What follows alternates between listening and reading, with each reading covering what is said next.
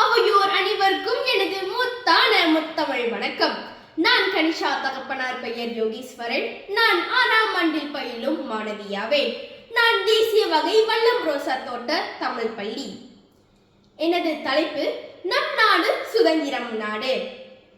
அவையோரே, நம் நாடு சுதந்திரம் பெற்று 67 ஆண்டுகள் ஆகிவிட்டன.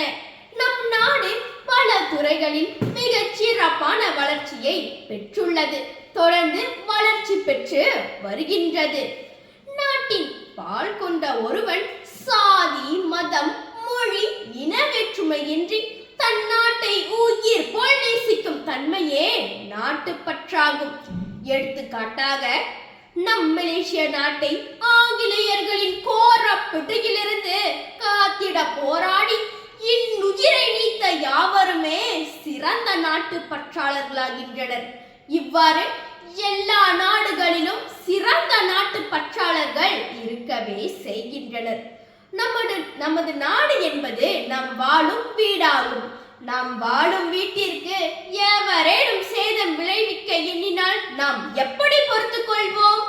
அதுபோல்தான் நாம் வாழும் நாடும் ஆகும். நமது நாட்டின் ஒரு முக்கியமான அடையாளம் என்பது நமது நாட்டின் தேசிய கொடி. 1950ஆம் ஆண்டு 26 மே திங்கள் ஸ்லாங்கூர் சுல்தான் அரண்மனையில் இக்கொடி முதன்முறையாக பறக்க வைக்கப்பட்டது. இப்படிப்பட்ட தேசிய கொடியை நாம் மதிக்க வேண்டும் என்றால், மலேசியா என்பது நமது நாடு. அதை நாம் உயிரை போன்று காக்க வேண்டும். நன்றி, வணக்கம்.